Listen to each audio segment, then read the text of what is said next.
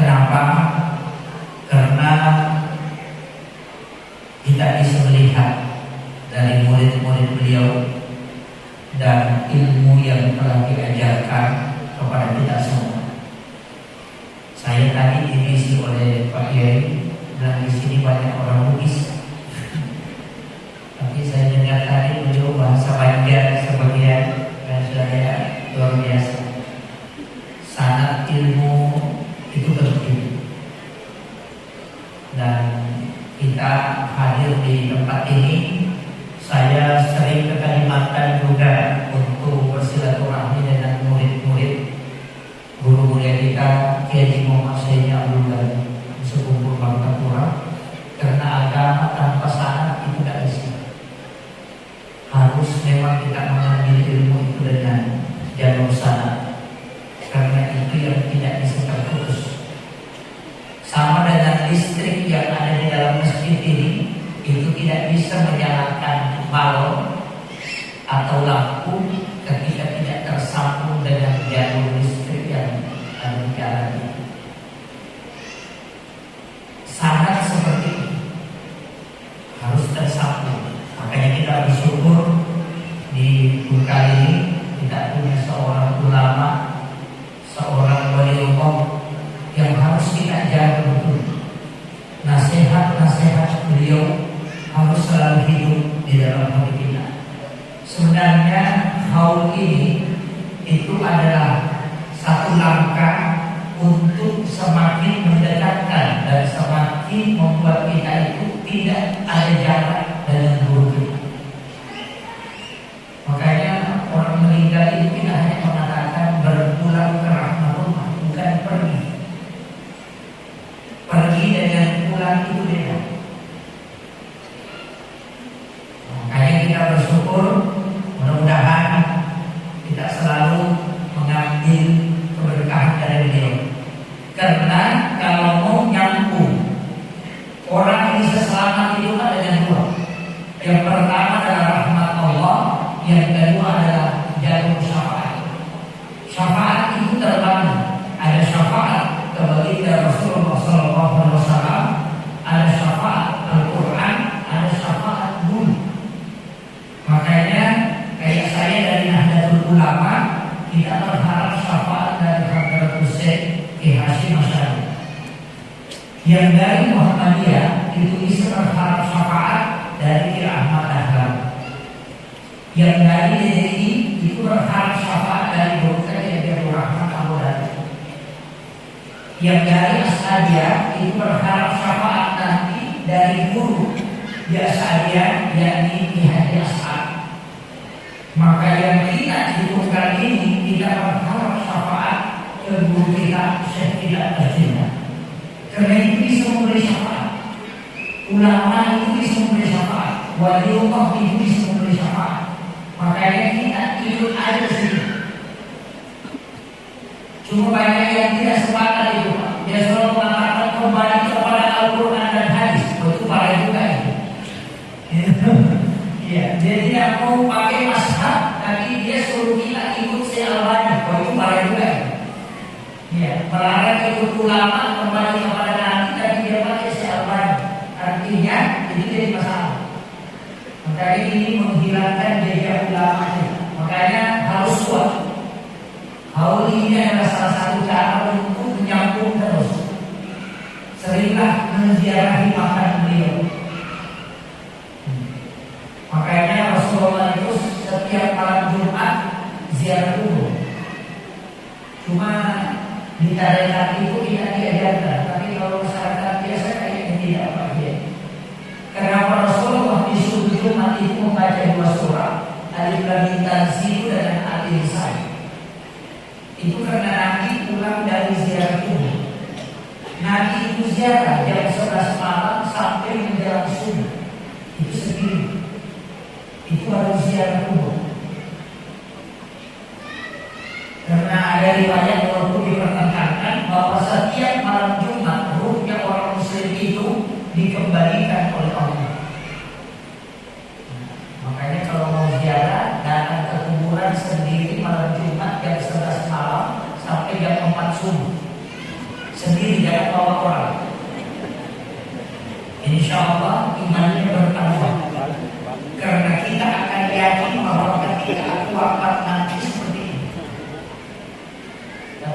siang-siang bawa kamera, handphone baru selfie, baru upload. Mudah-mudahan diramalkan umurnya apa-apa. Jadi masalah. Jadi kadang hakikat siaran itu hilang. Yang ada posting-postingnya. Makanya orang-orang tadanya tidak seperti itu. Islam ini Pak, itu ada kajian Islam, ada kajian iman, ada kajian ihsan. Kajian Islam itu hukum-hukum, ulamanya disebut fuqaha. Mazhabnya itulah Syafi'i, Maliki, Hanafi dan Ahmad bin Hanbal. Naik satu tingkat itu ada namanya kajian iman. Ulamanya itu disebut murabbi. Mazhabnya itu lahir Mu'tazilah, Jabariyah, Qadariyah. Itu kajiannya adalah akidah, teologi. Naik satu tingkat itu namanya kajian ihsan. Ulamanya bukan fuqaha, ulamanya bukan murabbi, tapi disebut mursyid.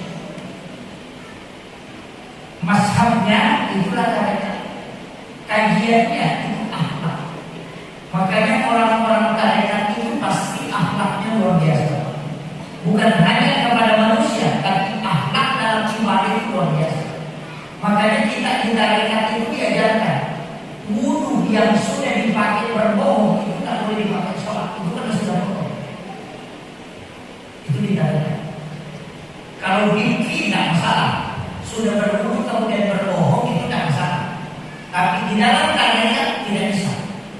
Karena wudu itu at-tuhur bukan an-nadhafah. Kalau an-nadhafah itu kebersihan yang terlihat, kotor yang terlihat oleh mata. Tapi kalau at-tuhur itu hakikat. Maka wudu itu tidak membersihkan najis, tapi dia mensucikan. Itu beda. Makanya ulama-ulama kita di tarekat itu membahas itu. Makanya mestinya memang ada. Sekarang kan banyak yang menyalahkan tarekat. Sampai-sampai dia melihat secara lahiriahnya saja. Padahal tarekat itu tidak bisa dilihat lahiriahnya. Saya punya mursyid itu mengajarkan, nah kalau singgah di warung, bayar dulu baru makan. Jangan makan dulu baru bayar. Itu pesan beliau. Karena kalau kau makan dulu baru bayar, itu tidak ada bedanya. Kau ambil makannya tetanggamu, nanti kalau selesai makan baru minta. Itu pesan beliau. Jadi jangan biasakan memakan sesuatu yang tidak benar-benar kau miliki dan itu halal. Makanya di tarekat di dalam dua ada halal, ada berkah. Kalau halal itu orang hidangkan, tapi kalau dia tidak persilahkan itu belum berkah. Makanya ulama tarekat itu tidak minum kalau tidak dipersilahkan. Itu susah. Makanya kalau ke pesta pernikahan orang tuangkan teh, dia tidak persilahkan, tidak haus itu. Tadi rata-rata guru-guru kita, murid-murid kita itu selalu bawa air sendiri, karena dia tidak mau kalau nanti dipersilahkan baru dia minum. Dan guru kita itu hati-hati betul. Makanya murid itu tidak sembarang. Saya yakin walaupun tidak pernah ketemu dengan guru yang kita ini, itu betul-betul hati-hati. Dalam semua aktivitasnya, saya punya murid itu gitu, Pak. Dia hati-hati betul. Sampai dipanggil baca doa sesudah Ramadan, dipanggil baca doa selamat di rumahnya orang, itu dia bawa nasi dari rumahnya. Itu saya kasih tahu Pak Kiai, kenapa bawa nasi begitu? Dia cuma bilang, saya takut nah kalau rumah yang saya tempati baca doa dia tidak bayar zakatnya makanan. Itu parah.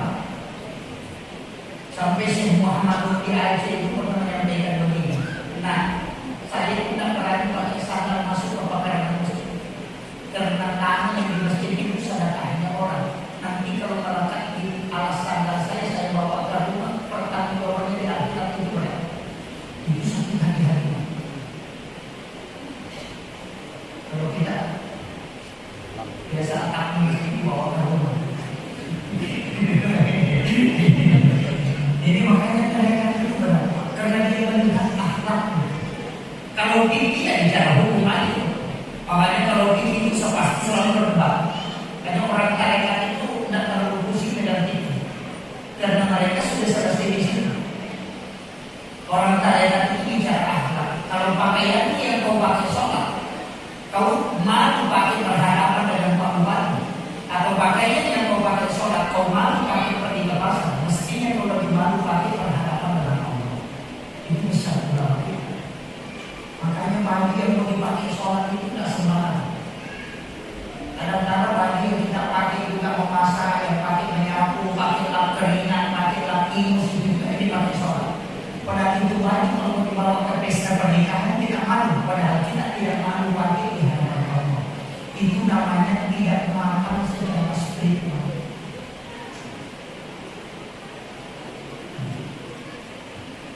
Itu berapa? Makanya kalau sudah bicara tarekat itu sudah paling berarti.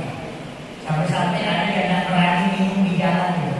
Bawa mobil sementara jalan dia minum itu tidak berani. Karena dia bilang salah hukumnya minum sambil berjalan. Tapi kalau dia mau dipakai naik pesawat haus kita, karena pesawat tidak bisa singgah. Makanya banyak ulama kita ketika melakukan sampah itu lebih memilih berpuasa. Makanya kalau saya sering mengatakan saya ini bukan kiai, bukan juga mursyid, hanya senangnya belajar akhlak tasawuf itu sama gurunya. Jadi saya itu takut bertarekat, karena tarekat itu saya pernah tanya sama mursyid, berapa tahun kalau kita bertasawuf? Dia katakan siapkan umur 40 tahun untuk bertasawuf. Itu susah. Makanya kalau belajar akhlak itu gampang-gampang, capek-capek sedikit-sedikit aja. Mulai itu aja yang begitu mudah-mudahan. Tapi kalau mau betul-betul bertarekat itu susah.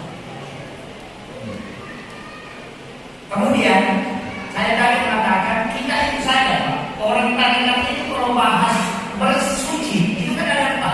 An-nadhafah, at-tuhur, at-tazkiyah, az-zakah. Itu kan ada 4. Kalau an-nadhafah itu yang kelihatan oleh mata, sampah. Kalau at-tuhur itu hakikat. Makanya di tarekat itu mengatakan melihat wanita itu batal wudu. Artinya melihat dengan pandangan syahwat itu wudu sudah kotor. Itu. Kemudian ada tazkiyah qalbu, hati. Kalau hati itu jengkel, kenapa orang yang bertengkar suami istri itu disuruh saling memaafkan dulu baru sholat? Karena sholatnya nanti jadi masalah. Kemudian az-zakah, harta. Biar bagaimana cara membersihkan harta kau cuci 100 kali baru kau masak, zakatnya tidak keluar itu tetap kotor. Dan setiap makanan yang masuk ke dalam perut itu 40 hari 40 malam itu ibadah dari Allah. Makanan haram. Haram itu kan ada 2, ada di saatnya, ada di gairiha. Di saat iha berdana, di gairiha prosesnya. Kalau anjing, babi, ya jelas berdana. Tapi kalau di gairiha prosesnya tidak menjual, baru bilang tidak ada untung, padahal sudah untung 2 kali lipat. Kemudian orang beli keuntungan dari berbohong itu menjadi haram. Diberikan pakaian baru dipakai sholat itu hadis Nabi. Siapa yang memberi pakaian dengan 10 dirham, 9 dirham uang halal, 1 dirham uang haram, dia pakai sholat maka sholatnya tidak diterima. Bukan tidak sah, tapi tidak diterima. Untuk apa? Makanya baju dari cari itu diganti pakai sholat. Nggak ada dicari di sini.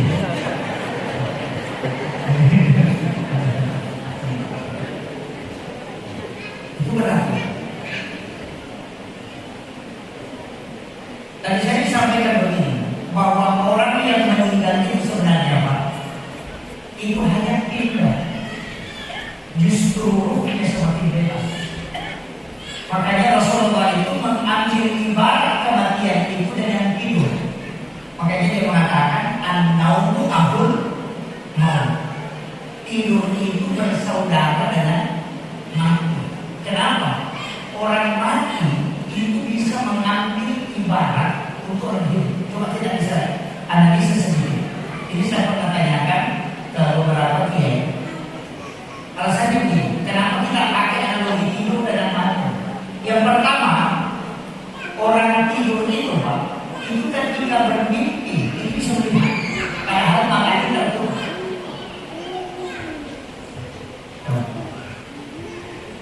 Dan kita semua sudah pernah bermimpi kan?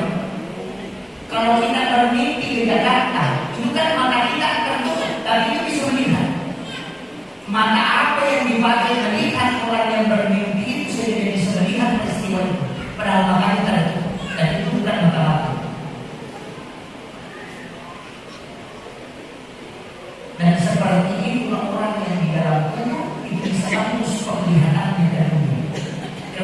tidak menggunakan mata kasar, tapi dia menggunakan mata hukum. Ada ulama mengatakan itu ilok.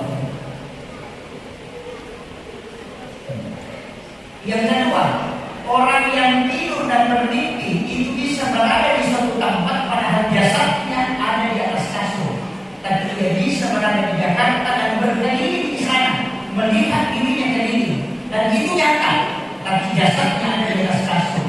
Orang yang meninggal itu jasadnya bisa di alam kubur, tapi bisa di Masjidil Haram sampai dikeluarkan. Maka jangan heran ada beberapa mulia kita, termasuk yang Masjidil Haram, itu diambil langsung oleh imam besar Masjidil Aqsa, bahwa beliau datang memberikan bantuan ketika dibutuhkan. Itu berapa tahun lalu. Ada ulama kita dari Sulawesi Barat, Kiai Muhammad Tahir Imam Lapeo, itu terkenal sekali beliau. Disebut Kiai Muhammad Tahir nama aslinya, tapi dipanggil Imam Lapeo karena tempatnya itu disebut Lapeo. Dia imam di sana. Itu 25 tahun meninggalnya, dia bisa main di bawah satu kontainer. Dia yang bayar sendiri dan dia yang tanda tangan mengkain untuk masjid yang dibangun. Dan dia sudah meninggal 25 tahun yang lalu. Itu guru-guru seperti itu tidak mati. Dan itu ayat sesungguhnya para wali-wali Allah itu tidak mati di sisi Allah. Kalau dia itu hidup bahkan disebut rezeki.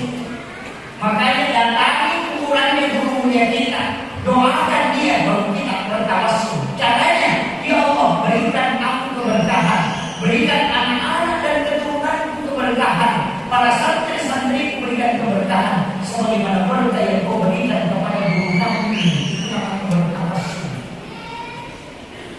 Yang dilarang dalam agama itu bertawassul, yang minta langsung kepada orang yang meninggal, yang kita minta itu kepada Allah keberkahan sebagaimana yang diberikan kepada orang yang telah diistimewakan. Guru yang kita ini diberikan berkah orang itu pasti ada.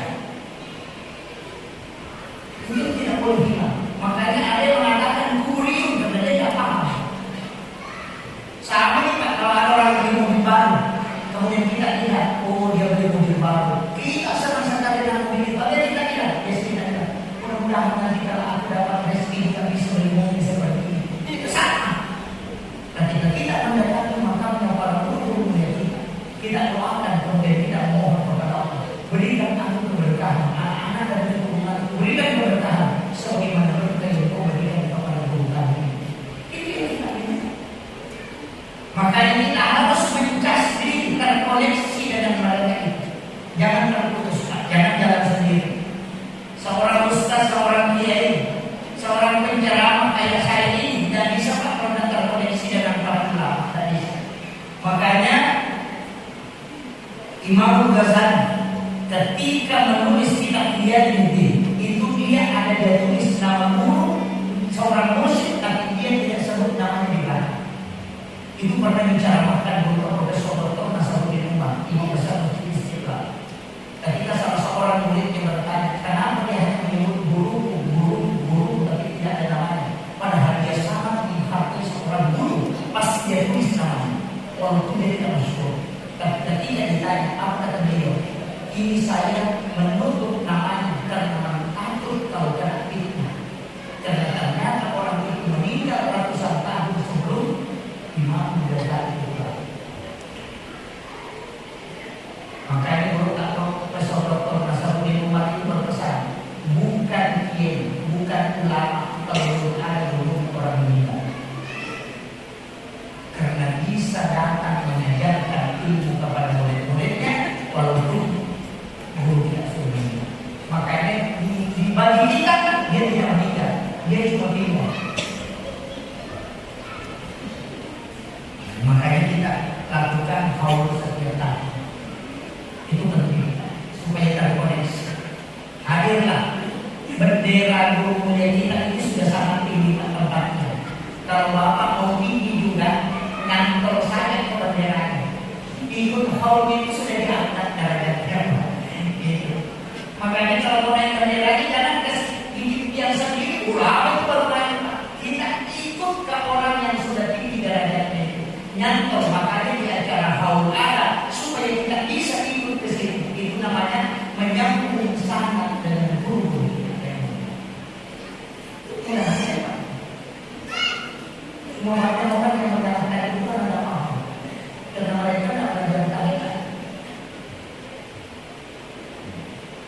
Makanya kalau ada hal seperti ini usahakan. Pokoknya kalau ada jadwal batalkan aja. Batalkan kita hadir. Apalagi ini adalah tempat yang sangat luar biasa. Kita bisa merasakan kalau ulama kita hadir di makamnya kemudian kita mendoakan itu memang ada hal tidak sama dengan biasa. Apalagi kalau berani datang di malam Jumat itu tengah malam sendiri. Kalau ibu bisa takut. Kalau bapak-bapak ya mungkin tapi juga banyak juga yang tidak berani. Hanya kenapa guru-guru kita banyak yang mengalami ini pondok pesantren di dekat masjidnya itu supaya mereka masih kasihkan. Karena penglihatan orang di dalam kubur itu bapak Ustaz itu tembus ke dunia. Dalam satu riwayat saya pernah baca bahwa orang yang meninggal itu dia bisa melihat ke dunia. Itu tembus. Makanya alam kubur itu kan ada dua syaratnya. Satu alam barzakh, satu alam kubur. Barzakh itu kan nilai. Kalau orang itu mengatakan sampiran. Kain penutup antara yang tipis itu tembus penglihatannya, itu juga tembus neraka. Makanya tembus penglihatannya ke akhirat, juga tembus ke dunia. Makanya disebut alam barzakh. Tempat jasadnya disebut alam kubur. Tapi dinding kuburan yang tembus itu disebut barzakh. Makanya mereka itu menyaksikan. Makanya dia mengatakan bahwa ada orang yang meninggal itu menangis karena melihat anak-anak yang dibunuh itu tidak sholat. Mereka itu tembus kayak orang tidur tadi. Kemudian kenapa orang tidur dan orang mati itu diartinya disamakan? Karena ada orang tidur yaitu kita menindro, kemudian mimpi dipukul, digebukin, pasti merasa sakit kalau bangun padahal dia yang betul. Itu ibarat siksaan kubur. Jasadmu tidak disentuh, tapi karena kau tersiksa, maka kau bisa merasakan. Itu isyaratnya. Makanya nanti ambil analogi hidup itu dengan mati itu hampir sama. Tidak bisa merasakan. Tapi coba kita lihat bagaimana adat terhadap orang hidup itu sama dengan adat masuk kuburan. Apa adat masuk kuburan? Pertama ucapkan salam, assalamualaikum warahmatullahi wabarakatuh. Kalau kita datang ke rumah orang, pertama ucapkan salam. Yang kedua buka sandal, adat.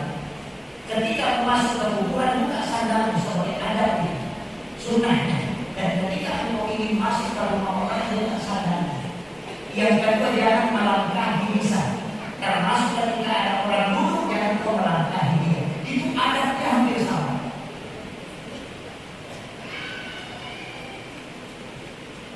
Cuma kadang-kadang amal biasa. Makanya Umar kan salah satu sahabat Nabi yang pakai rasio dalam beragama.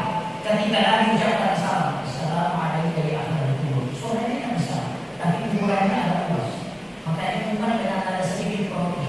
Apa yang dia mendengar ya Rasulullah? Langsung Rasulullah menjawab, wahai Umar, lebih tajam pendengaran orang meninggal dibanding orang hidup. Cuma kau tidak mendengarkan dia menjawab karena dia menjawab dengan bukti yang ada dengan besar. Makanya orang yang membantah talqin setelah orang dimakamkan itu saya mengatakan dia tidak baca hadis. Tidak baca hadis. Rasulullah mengatakan bunyi telapak kakinya orang yang mengantar itu pasti didengar. Kalau bunyi telapak kaki yang kecil saja didengar, apalagi kalau baca talqin pasti didengar. Itu bunyinya. Itu aja. Makanya ulama-ulama kita itu mulai dari Baghdad, mulai dari Jawa, dari mana itu semua sudah mengajarkan, itu sudah sempurna Pak. Amalia-amalia itu cuma mereka itu mengajarkan tidak sama amalan kanan, mana dalilnya, sahih atau tidak, sahih atau sahihah, nomor hadisnya berapa, itu selalu ditanyakan sekarang. Setelah dikasih tahu dia tidak tahu kan. Pada juga iya, makanya ada yang boleh bertaklid, ada yang tidak. Yang tidak boleh bertaklid itu ulama yang muridnya. Yang murid itu harus bertaklid memang sama gurunya. Kenapa? Karena murid tugasnya hanya mengamalkan, tidak usah tanyakan.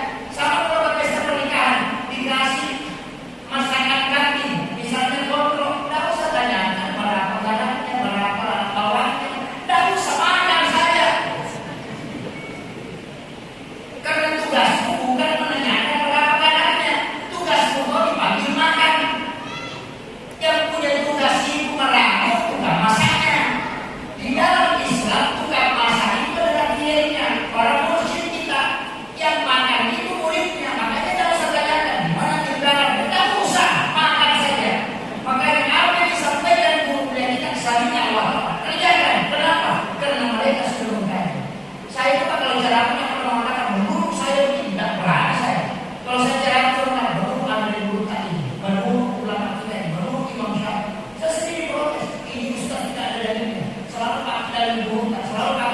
Islam, saya bilang saya yang paling gampang Islam.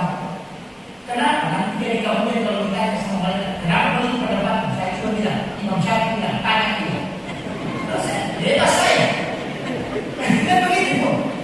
Iya, daripada kita capek-capek kita menurut saya, mereka kan dulu, kami proses dulu, kami berani-berani di pendapat.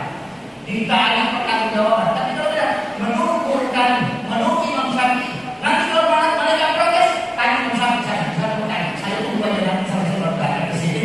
Itu paling enak. Jadi saya ini Pak bukan kalau di warung kayak penangkap kopi. Jadi kalau kopinya tidak manis, jangan protes saya. Protes ya dingin. Dan cuma antar kopinya, makanya ustaz itu cuma antar. Sama orang dengarkan cara begitu. Kalau caranya salah, jangan salahkan itu. Ustaz yang bukan. Saya ini pas sebenarnya seperti itu adil. Berdiri cara begitu. Ambil pendapat ulama ini, ambil pendapat ulama itu aja. Nanti kalau diprotes saya gampang aja. Dan ini Imam Syafi'i. Ada yang mengatakan bahwa bukan yang tidak dijamin selamat. Itu yang dijamin selamat cuma Rasulullah. Saya cuma pakai bahasa sederhana. Ulama kita itu 100 takutnya masuk neraka. 100 takutnya masuk neraka. Kita cuma 1 takutnya masuk neraka. Dia lagi tidak berani melakukan sesuatu tanpa dalil. Itu begini. Makanya salah satu berkah yang bisa kita dapatkan itu adalah takzim kepada guru. Takzim itu karena ini ada dua, ada ilmu baca dan ilmu logika. Ilmu logika itu belajar. Tapi kalau ilmu baca itu takzim. Makanya saling itu kalau orang datang mau waktu berangkat saling. Sering saya ketemu di mana harus berfoto, bukan berfoto. Apalagi kalau bisa makanya kalau mau dapat derajat, mau dinaikkan derajatnya, belajar ilmu. Tapi kalau mau dikasih berkah, maka itu takzim termasuk ini. Makanya manaki para ulama itu berkah itu. Makanya yang fadilah ladina amanu itu kan yang diangkat derajatnya. Makanya kalau mau derajatnya diangkat, ya ilmu, belajar ilmu. Tapi kalau mau dikasih berkah, itu ini. Itu dua hal yang berbeda. Jangan cari berkah kalau belajar ilmu, enggak. Kalau berkah itu ini dan takzim. Makanya anak-anak yang biasa mengatur sahabat ini, yang kasih pada sahabat yang di pondok atau ada tamu yang membersihkan mobilnya justru itu karena enggak berkah. Karena itu takzim. Makanya banyak anak-anak pesantren itu cerdas dan insan, tapi kedua ilmunya tidak dipakai karena dia dapat ilmu tapi hilang berkah. Tapi ada di pesantren itu tidak pernah berhenti. Cuma kerjanya aja apa aja di sini. Pokoknya semua kalau dilihat tidak dapat. Ketika keluar justru dia berhasil. Kenapa? Karena dia mengambil berkah. Berkah itu kayak strum, sedangkan ilmu logika itu kayak balon. Lihat bagaimana tinggi balonnya, kuatnya, kalau tidak strum tidak menyalip. Tapi kalau strum ada, biar balon kecil itu bisa nyala. Makanya dia mengatakan dia ilmu sedikit tapi ada yang besar, maka insya Allah akan sukses. Itu tentunya. Makanya di mereka itu selalu diajarkan akhlak, diajarkan akhlak.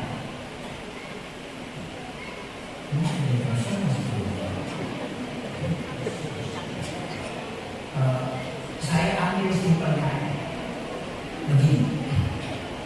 Kita dalam Islam ini Pak, saya sering mengatakan salah satu pencerahan yang selalu mengkampanyekan bahwa jalur masuk sulit mudah. Saya salah satu pencerahan. Saya tidak sepakat itu kalau sekolah sedikit neraka. Itu Nabi sudah setengah mati mengajak kita sudah masuk surga. Kenapa ini pencerahan banyak yang bikin susah selalu membawa ke neraka? Iya. Karena kampanye ke neraka itu lebih mudah daripada kampanye ke neraka. Padahal Nabi sudah berdiri semua. Saya sudah analisa beberapa hari.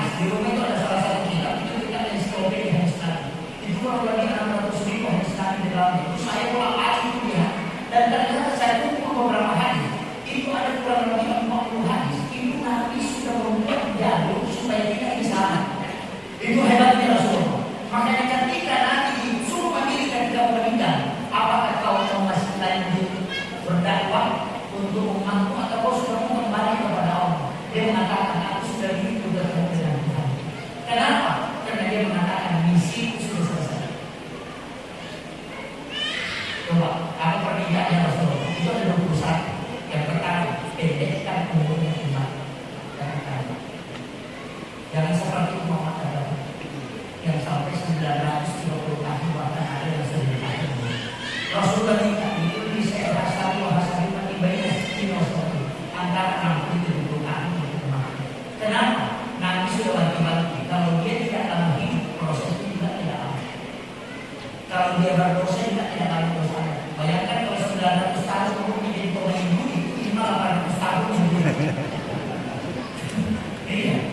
Tapi kalau 70 tahun palingan 50 tahun sebenarnya sudah kaku ya. Kemudian kita lebih banyak tidur daripada hidup. Kecuali pengamal tarekat yang tidurnya kurang dari 8 jam. Karena kalau ada orang yang setiap malam tidur, nanti jam 4 subuh baru bangun, tidur lagi di jam 1, nanti jam setengah 3 sore baru bangun. Itu kalau umurnya 60 tahun, itu 28 tahun tidur. Makanya kita tarekat itu diajarkan, jangan tidur sembarangan. Ada orang tidur saya tidak ada apa-apa. Tidur ini yang berpahala ada 3. Yang pertama, tidurnya orang untuk sholat, dan yang kedua tidurnya orang istirahatkan diri dari ibadah, dan yang ketiga tidurnya orang yang menghindarkan diri dari maksiat. Itu 3 tidur yang berpahala. Mana maksudnya? Kalau mau tidur biarkan. Saya mau tidur cepat supaya bisa bangun sholat. Berapa lama kita tidur itu tidur ibadah. Karena tidurnya untuk sholat. Kalau tidak tidur cepat supaya bisa nonton sepak bola nanti, dapat apa-apa itu. Iya, makanya tergantung tidur mau dapat pahala atau tidak dapat tergantung dia sendiri. Yang kedua, orang yang sudah sholat tahajud capek atau kelelahan untuk sholat subuh dia mengatakan saya mau tidur sejenak untuk istirahatkan diri supaya bisa sholat subuh dengan sempurna. Maka berapa lama dia tidur itu dibanding di hadapan Allah sampai dengan sholat. Itu yang kedua. Yang ketiga tidur menghindari maksiat. Misalnya ada orang gosip tinggi yang suka gosip. Bukan di sini, bukan di sini. Kalau di sini tidak gosip. Kalau gosip dia tahu saya nanti saya mau tidur saja. Padahal dia hanya menghindari dosa. Dari sini ulama Indonesia mengatakan tidurnya orang yang berpuasa itu mahal. Orang Indonesia kan orang Arab tidak sepakat. Marah orang Arab itu kita bilang tidurnya orang puasa itu berpahala mahal. Makanya banyak orang puasa itu sudah makan satu langsung tidur nanti setengah anak sore berbangun. Kalau tidak mau kenapa kali puasa ini pasti tidak. Tapi ulama semua sepakat dalam ilmu fikih an-naum karena haram. Satu-satunya perbuatan yang tidak ada dosa itu cuma tidur. Kalau orang sholat itu kan masih bisa berdosa kalau dia tidak sama imamnya. Iya, masih bisa berdosa.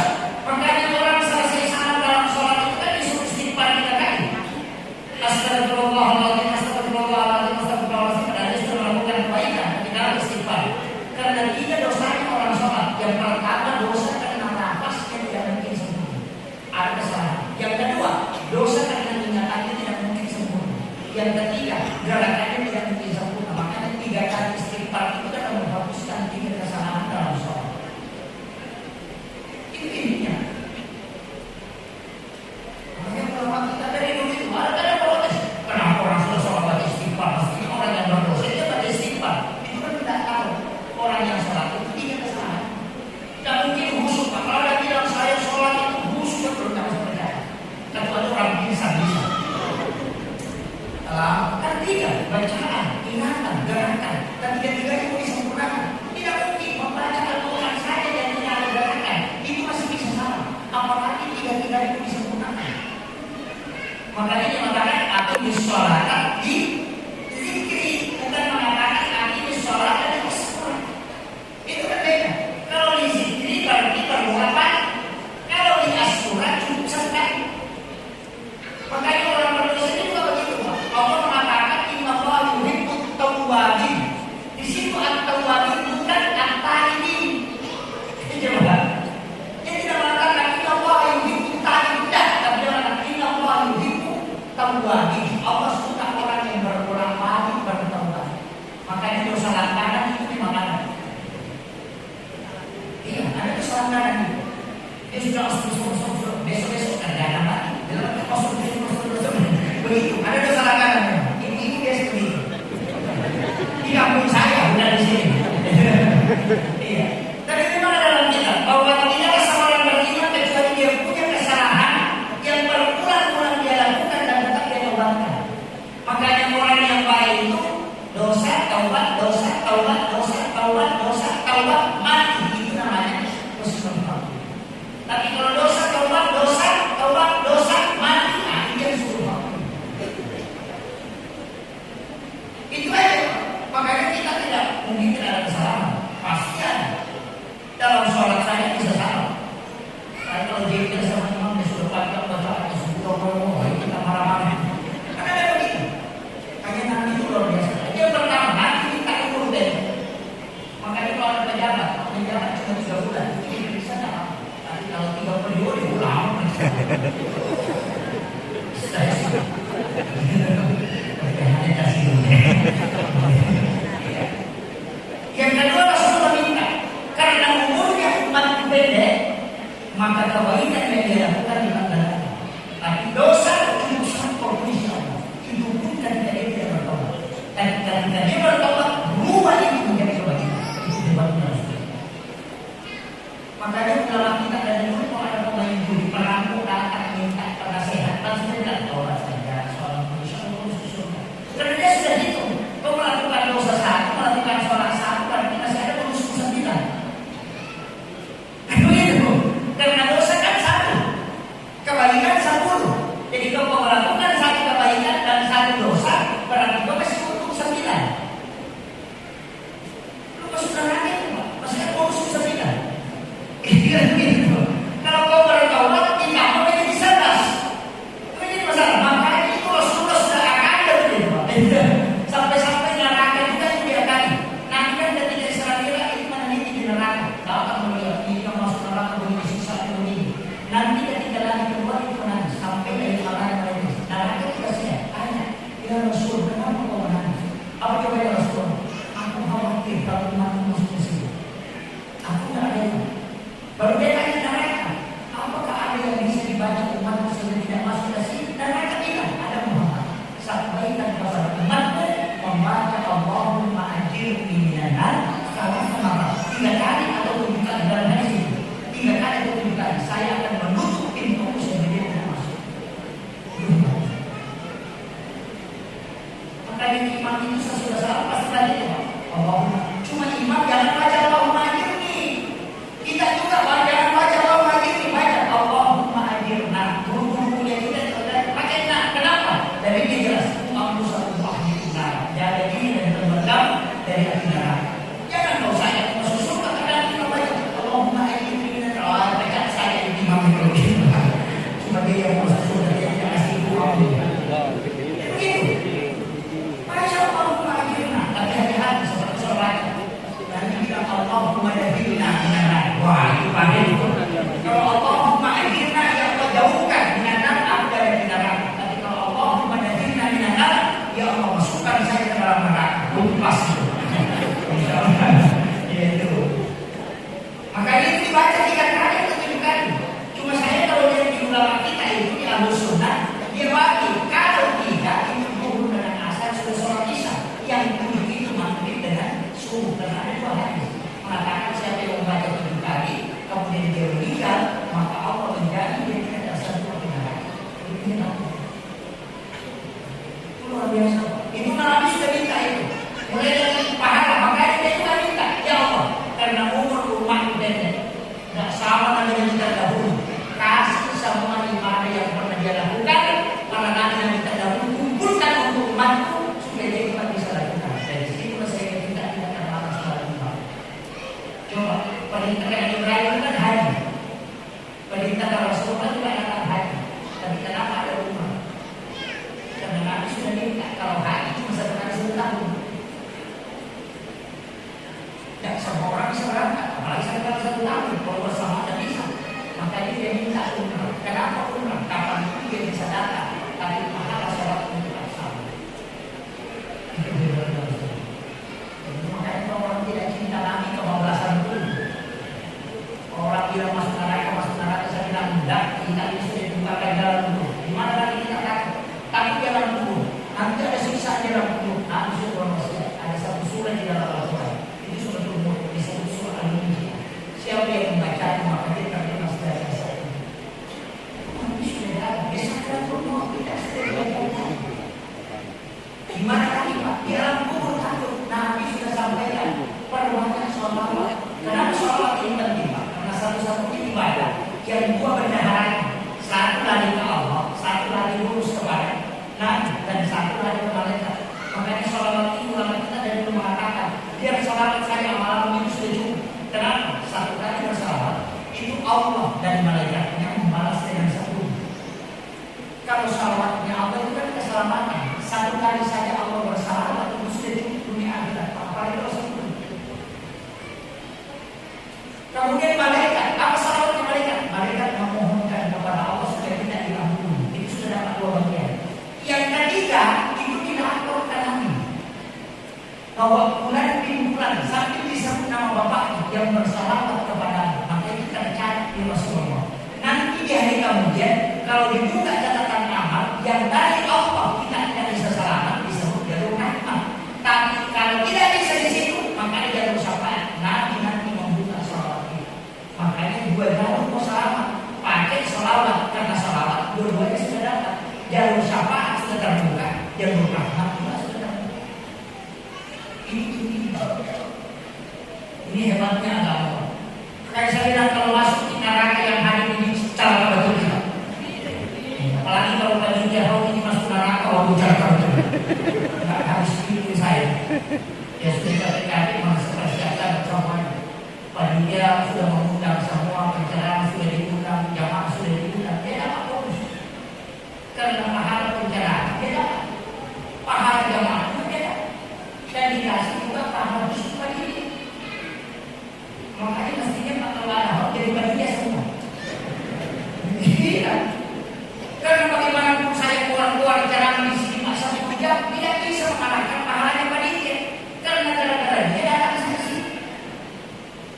Makanya pahala berjalan, pahala jamaah dikumpul baru dikasih plus pahala panitia. Tapi banyak yang mau diberi. Ini begitu.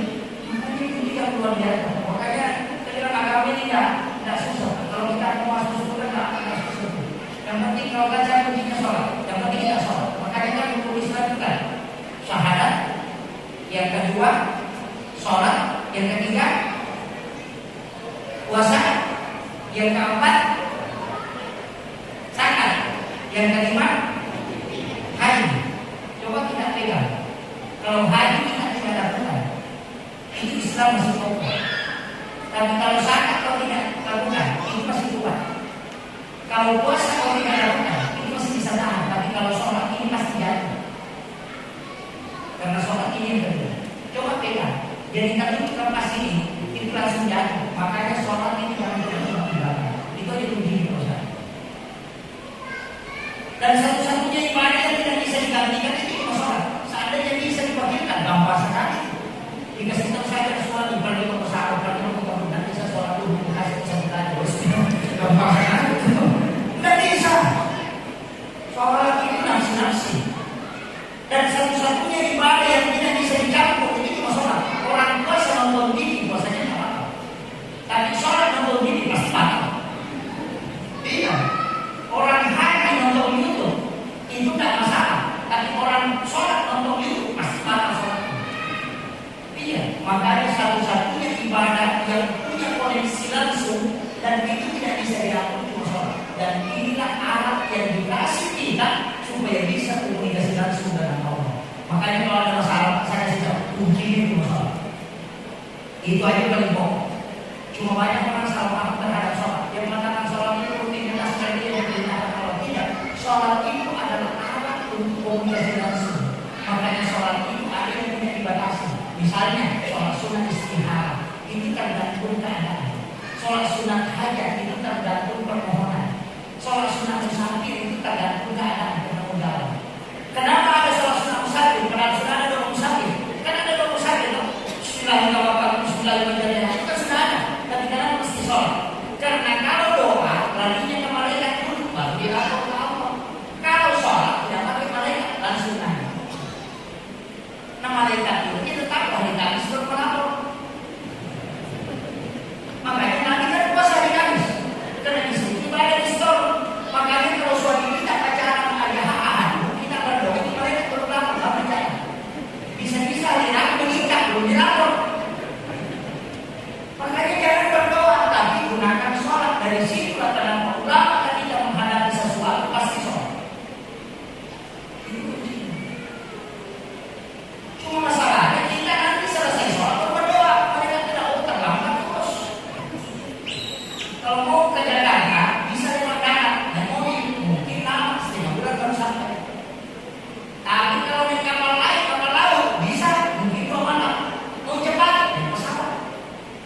Tapi ada yang cepat apa? Menelpon saya. Makanya kalau mau melapor kepada Allah kalau ada masalah, bisa jalur doa, bisa jalur sedekah, itu lakukan Pak, karena menunggu laporan mereka. Tapi kalau sholat itu tidak pakai perintah, itu langsung hamba dengan Tuhan. Itu makanya Nabi Zakaria itu berdoa di dalam sholatnya. Dalam ayat kan, wa huwa qa'imun yusalli fil mihrab. Dia sementara sholat berdiri sholat di dalam mihrab, dia berdoa. Allahumma yusalli wa yusalli. Itu kan dari kita. Makanya Nabi Zakaria itu kan dalam sholat meminta, karena dia tidak punya keturunan. Baru dia ambil kemanakannya, Maryam, ibunya Nabi Isa nanti. Dia ambil itu, baru dia pelihara. Dia bikinkan kamar, di dalam kamar dalam diri itu dia buatkan mihrab. Dua anak tangga. Dari situlah sehingga kenapa dia setempat imam itu dua tingkat. Ada ambulan di bawah, baru kasih saja karena itu dasarnya dari mihrabnya Nabi Zakaria. Makanya guru-guru kita itu di dalam kamarnya ada tempat sholat disebut mihrab. Mursyid-mursyid tarekat itu pasti punya mihrab. Bukan musola, memang tempat sholat di dalam rumah itu seluas dengan lubang kumpulan. Dia kasih dua lapis, biasa lapisan bawah itu pakai kain kapan. Kalau dia tidak bisa diganti, dan dia kata itu nanti pakai surat atau sejadah. Kalau mau dicuci bisa dicuci, tapi yang di bawah jangan buka. Nanti kalau meninggal wasiatkan, ambil kain kapan itu bungkuskan. Dan kalau dia wafat kain kapan itu biar sampai 100 tahun tidak akan habis. Itu tidak dimakan oleh Allah. Ini adalah kehidupan.